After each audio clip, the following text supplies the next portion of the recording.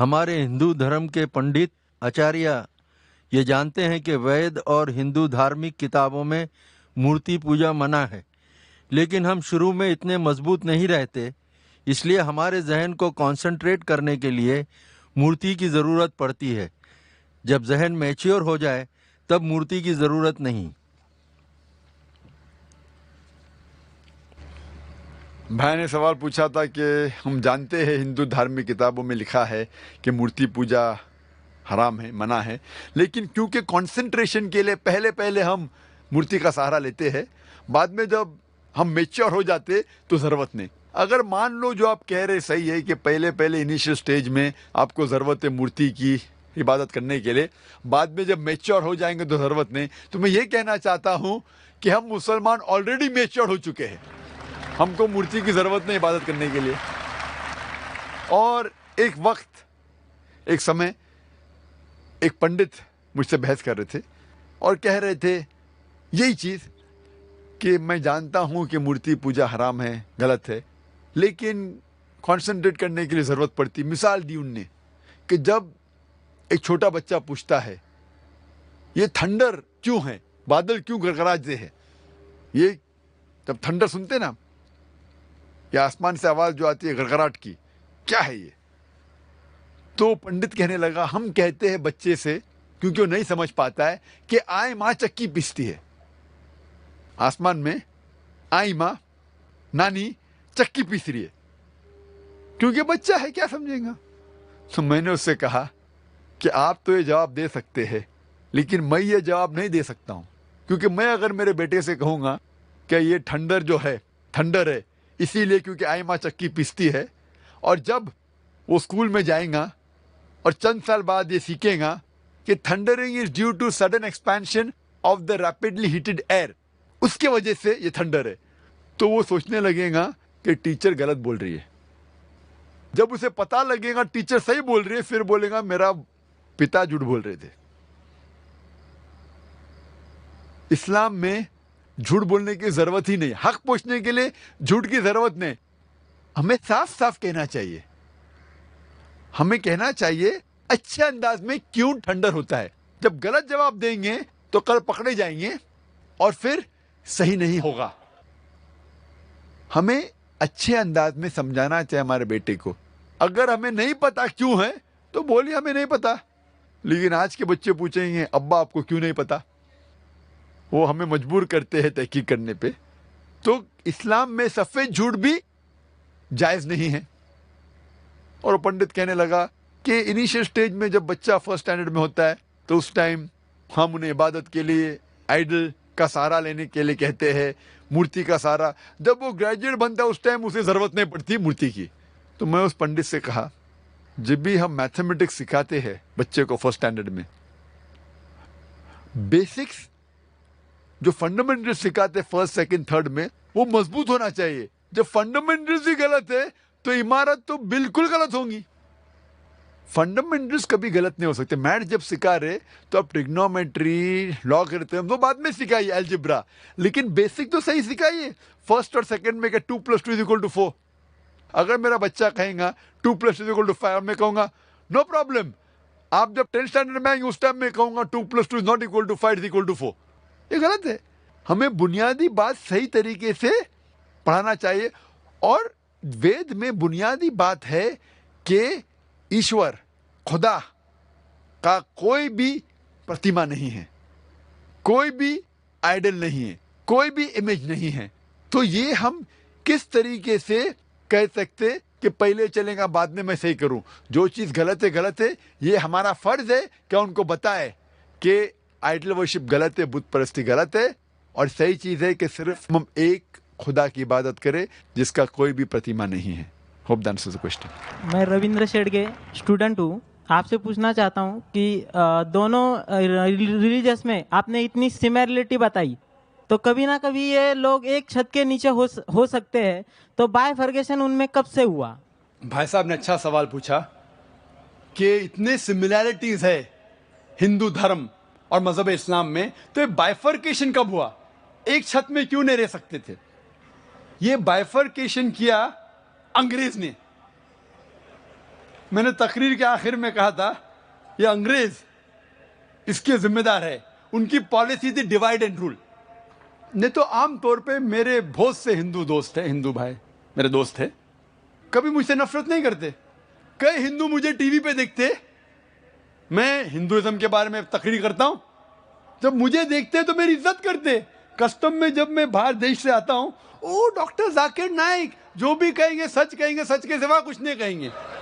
جیسے کہ میں کورٹ میں جا کے کتاب کے اوپر ہاتھ رکھ رہا ہوں, وہ جانتے ہیں میں مسلمان ہوں, میری ٹوپی, میری داڑھی, کوئی بھی مجھ سے یہ نہیں کہے گا کہ میں ہندو دھرم کا ماننے والا ہوں, لیکن میری عزت کرتے. کیوں؟ کیونکہ میں حق کی بات کرتا ہوں. یہ انگریز لوگ نے چنگاری ڈالی اور ہمیں بٹوایا, لیکن وہ ذمہ دار ہے, دوسرے ذمہ داری ہماری بھی ہے. اگر کوئی ہم میں جھگڑا پیدا کرنا چاہتا ہے اور ہم اس کے جال میں آ جاتے تو غلطی ہماری بھی ہے. انگریز تو چلے گئے لیکن اپنی غلط چیزیں چھوڑ گئے. اسی لیے میں کہتا ہوں پولیٹیشین سے, آپ دنگے فساد کیوں کرتے؟ لیکن میری یہ درخواست ہے کہ کم از کم آپ اپنی دھرم کی کتاب کو پڑھو. اختلاف ہے, میں یہ کہوں گا کہ ہندو دھرم اور مذہب اسلام میں اختلاف نہیں ہے تو میں سب سے بڑا جھوٹا ہوں. انٹرفیتھ ڈائلاگ ہوتے, سارے سرو دھرم ایک. وہ ہندو آ کے کہتا ہے کہ ہندو بھی صحیح, عیسائی بھی صحیح, اسلام بھی صحیح. عیسائی پریسٹ آ کے کہتا ہے سارے دھرم ایک ہے, ہندو بھی ایک ہے, کرسچینٹی بھی ایک ہے, اسلام بھی ایک ہے. کوئی مسلم کو پکڑتے بکرے کو اسٹیج پہ لے کے آتے, وہ مسلم بھی کہتا ہے سارے دھرم ایک ہے, ہندو بھی ایک, کرسچینٹی بھی ایک اور اسلام بھی ایک. میں کہوں گا وہ ہندو پنڈت سے کیا آپ اسلام قبول کریں گے؟ وہ کہیں گا نہیں. وہ کرسچن سے کہیں گا کیا آپ ہندو بنیں گے؟ وہ کہیں گا نہیں. میں کہوں گا مسلمان سے کرسچن بنیں گے؟ وہ کہیں گا نہیں.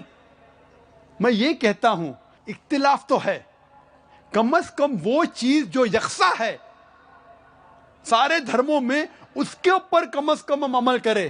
میری ایک درخواست ہے, کم از کم آپ اتنا مان لو کہ دنیا میں کم از کم ایک کتاب خدا کی ہے اور 100% صحیح ہے. ہندو بولے گا مجھے اعتراض نہیں, وہ ہندو کہیں گا مجھ سے مجھے اعتراض نہیں, ویدا پوری صحیح کتاب ہے. وہ کرسچن کہیں گا مجھے اعتراض نہیں بائبل کو ماننے میں, بائبل خدا کی کتاب ہے 100% صحیح. مسلم آ کے کہیں گا قرآن صحیح ہے. کسی کو اعتراض نہیں, میں کسی کو چوٹ نہیں پہنچا رہا ہوں. پھر میں کہتا ہوں کہ جو یہ تینوں کتابوں میں یکساں ہے, بائبل میں, وید میں, قرآن میں, کم از کم اس کے اوپر تو عمل کرو. بائبل میں بھی لکھا ہوا ہے, وید میں بھی, قرآن میں بھی خدا ایک ہے. نہ خدا کا لڑکا ہے, نہ خدا کا والد ہے, نہ جنا ہے, نہ کسی کو جنتا ہے. بت پرستی حرام ہے, بائبل میں بھی لکھا ہے, وید میں بھی لکھا ہے, قرآن میں بھی لکھا ہے. پیغمبر آنے والے, بائبل میں لکھا ہے, قرآن میں, وید میں. محمد صلی اللہ علیہ وسلم آنے والے, وہ بھی لکھا ہے. محمد صلی اللہ علیہ وسلم کے پاس عمل کرو, وہ بھی لکھا ہے.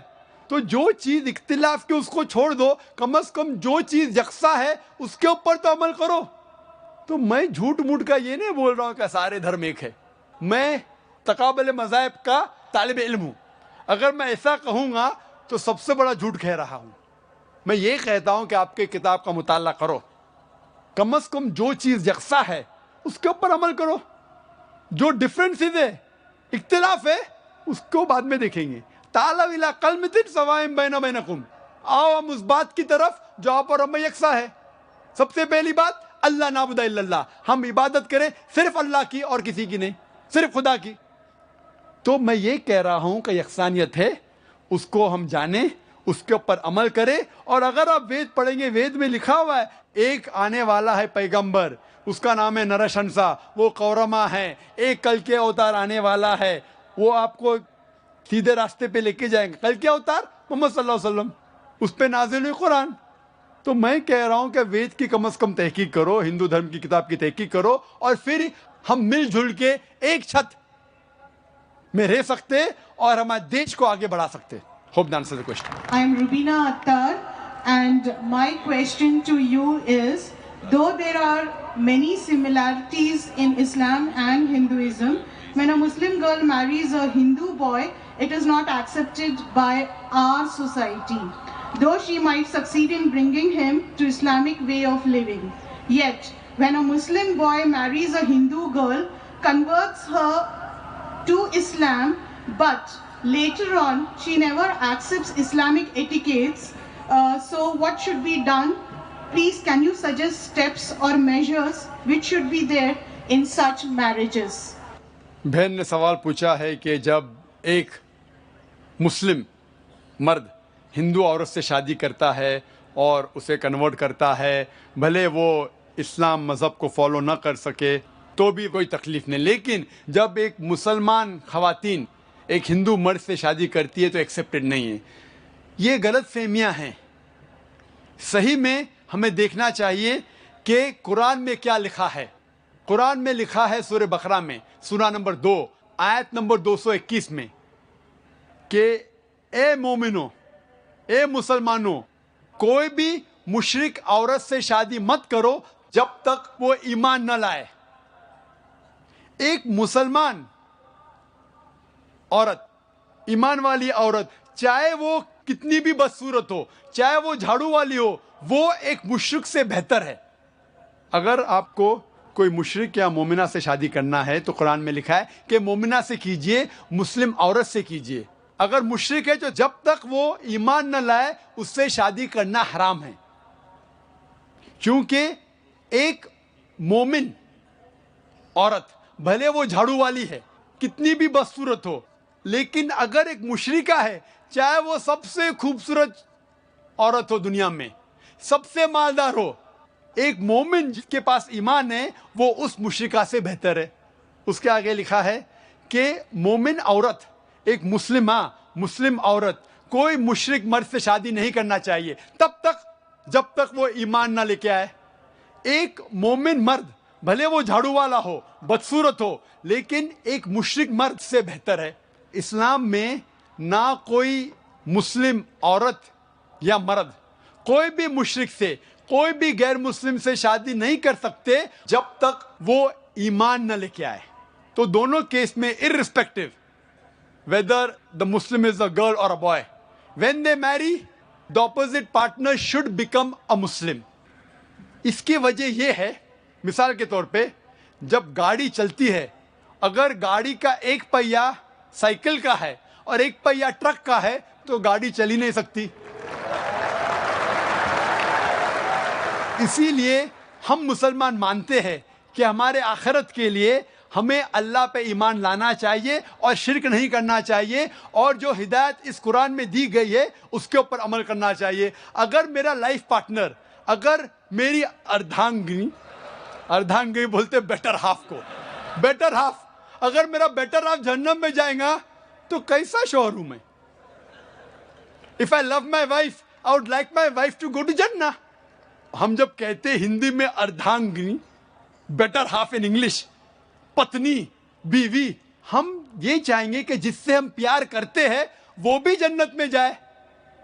तो इसीलिए हमें पहले ये देखना चाहिए कि जिससे हम शादी करते, चाहे वो लड़की या लड़का हो, मर्द या औरत हो, पहले हमें ये जानना चाहिए कि उसके उसूल इस दुनिया में जीने के इस आखिरी किताब कुरान मजीद के मुताबिक है, फिर ही हम उससे शादी कर सकते और हम आखिरत में सफलता पा सकते। Hope that answers the question. And my question for you is, according to Islam, it is said that God has created human beings who would worship Him.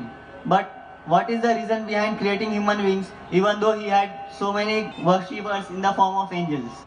हमारे हिंदू भाई ने बहुत अच्छा सवाल पूछा है। उसने कहा कि खुदा ने इंसान को बनाया है ताकि वो खुदा की इबादत कर सके।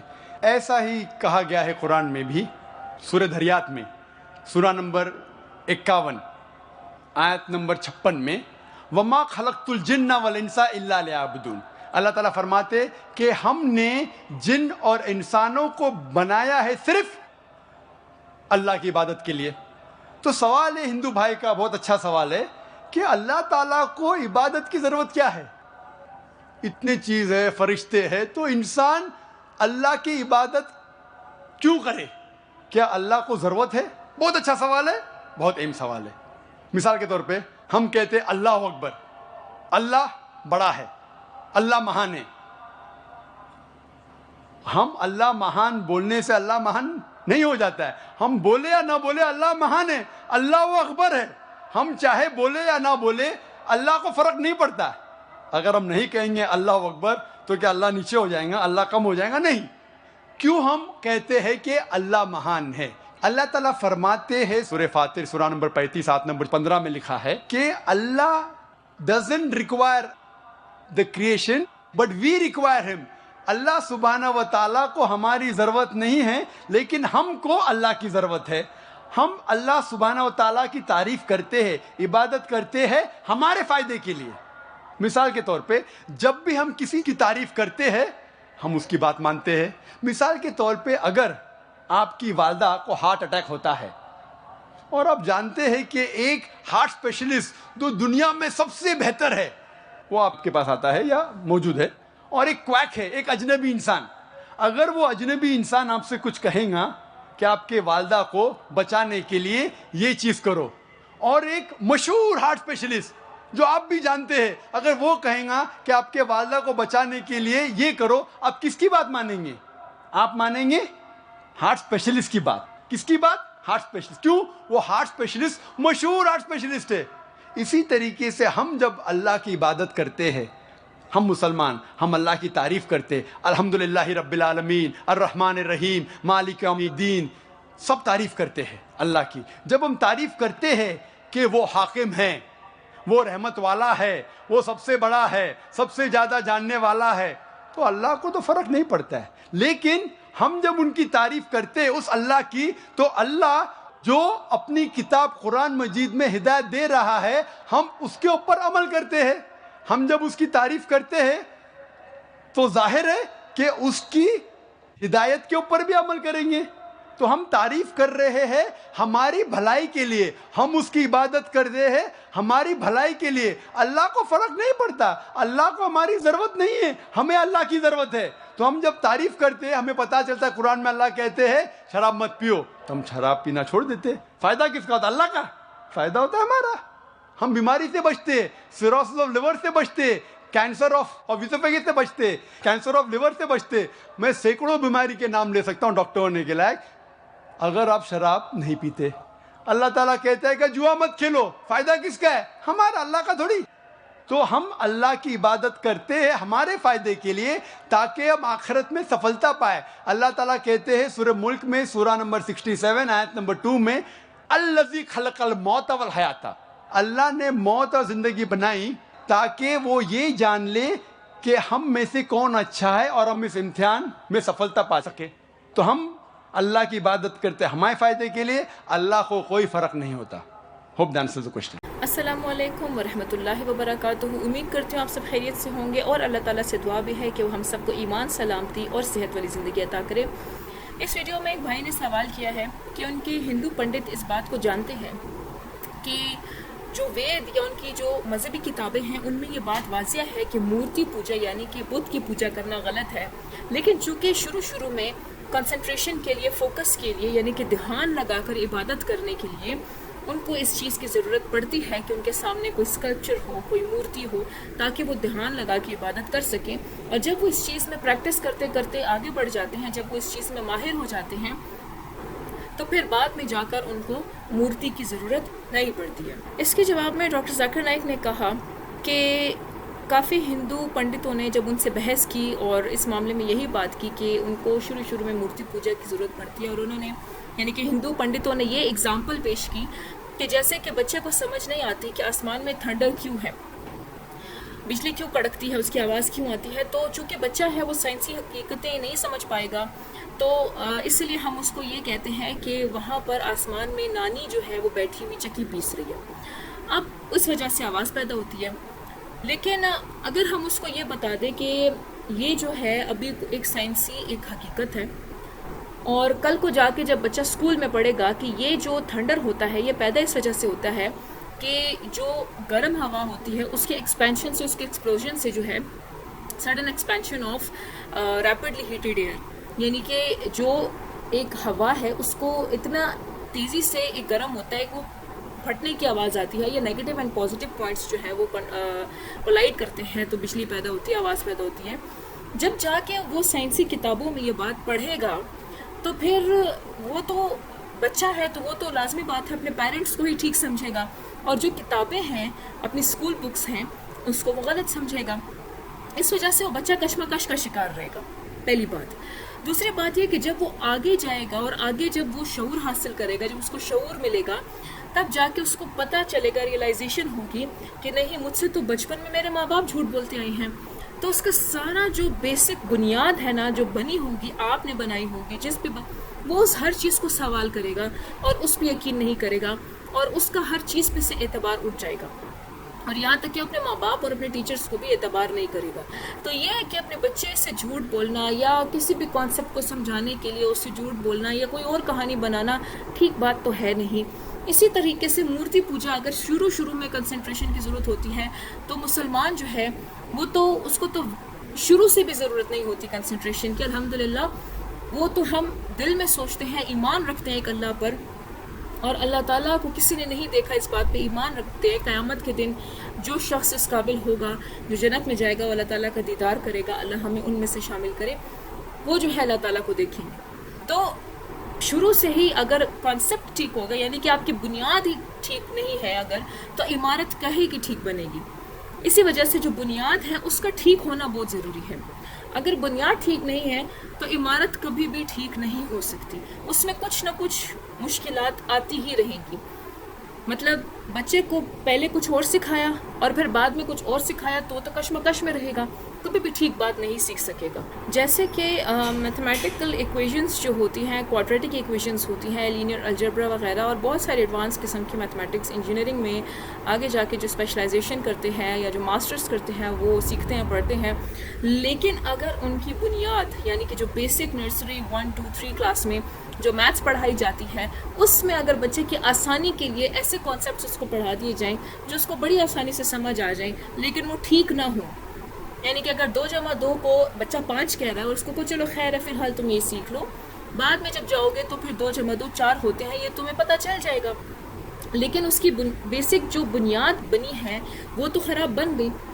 تو جب بیسک بنیاد خراب بنی ہے تو آگے جا کے وہ کس طریقے سے ایک اچھی انڈرسٹینڈنگ ڈیولپ کر سکے گا کسی بھی مضمون میں. تو یہی بات ہے, ہمیں سمجھنے کی ضرورت ہے اپنے بچوں کو شروع سے ہی جو ہے اچھی باتیں سکھانا. اور یہ کانسیپٹ یہ کہنا بھی غلط ہے کہ خدا کی عبادت کرنے کے لیے اس کا تصور یا اس کی تصویر ضروری ہے, جبکہ کتاب میں خود رب تعالیٰ جب فرماتا ہے کہ اس کی کوئی مورتی نہیں, ایون وید میں یہ بات لکھی ہوئی ہے. تو جب خدا خود کہہ رہا ہے کہ اس کی کوئی مورتی اور اسکلپچر نہیں ہے, تو آپ خدا کی بات سے انکار کیسے کر سکتے ہیں؟ جب اس رب کی عبادت کرنی ہے تو پھر اس رب کی عبادت اسی کی بات کو انکار کر کے کیسے کی جا سکتی ہے؟ ذرا اس بات پہ تھوڑا سا غور کریں. امید کرتی ہوں یہ ویڈیو اچھی لگی ہوگی اور اس سے ضرور کچھ رہنمائی ملی ہوگی. اگر آپ کو یہ ویڈیو پسند آئی ہے تو برائے کرم ہماری اس ویڈیو کو لائک کریں, ہمارے چینل کو سبسکرائب کریں اور ہماری اس ویڈیو کو آگے شیئر کریں تاکہ یہ پیغام دوسرے لوگوں تک بھی پہنچے. اور ایک پیاری سی دعا کے ساتھ اس ویڈیو کا اختتام کرتے ہیں. دعا کرتے ہیں کہ اللہ تعالیٰ ہمیں نیک بات بولنے کی, اس کو سمجھنے کی, اس پر عمل کرنے کی اور آگے پہنچانے کی توفیق عطا فرمائے اور ہمیں صراط المستقیم پر قائم رکھے. آمین ثم آمین. اسی کے ساتھ اس ویڈیو کا اختتام کرتے ہیں. اگلی ویڈیو تک کے لیے اپنا بہت سا خیال رکھیں. السلام علیکم ورحمۃ اللہ وبرکاتہ.